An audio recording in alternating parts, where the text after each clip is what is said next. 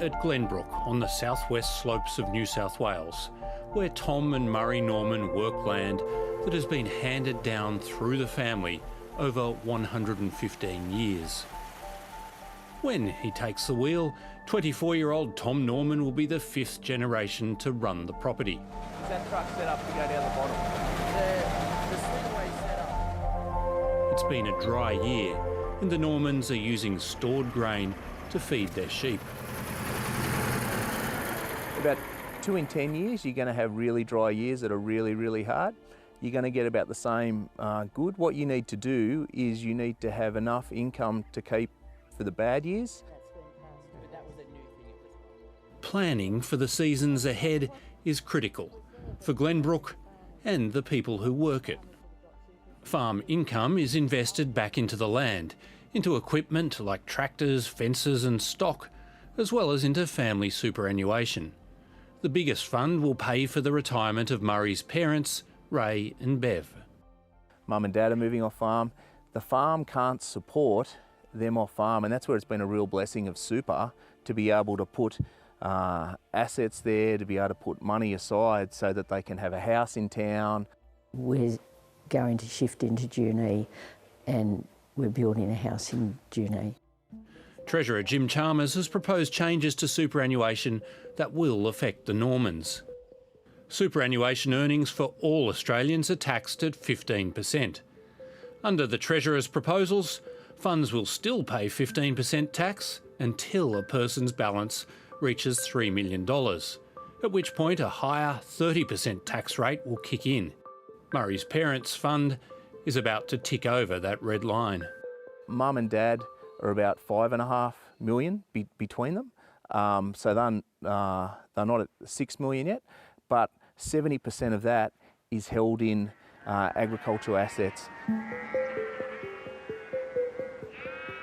The new tax rate will also apply on so-called unrealised gains. That's the increase in the value of the assets held by the fund, regardless of whether they're turning a profit. One of the consequences of this change is that it's going to be pretty unattractive to hold large assets within super where the main income that you're getting is growth in the value of the capital asset. So think a farm or an investment property. The Normans have invested in wind farms and agricultural chemical businesses. I did the calculations. Mum and Dad will be up for $120,000 a year. That's on top of the tax they already pay.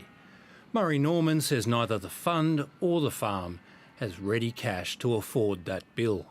So for us, because we've got agricultural assets in there, just because the value goes up doesn't mean you get more income.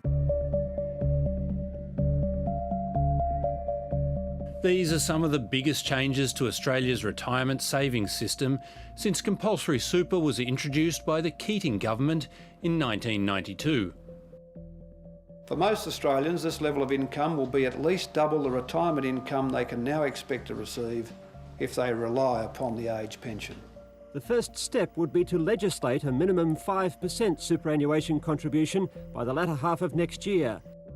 The system was designed with generous tax concessions to encourage people to put more money into super, like the 15% tax rate, well below the top marginal rate of 45 cents on the dollar. It's a massive saving to be able to have that in super and that can be provided for retirement so that people can be looked after, and it's a game changer for our farm.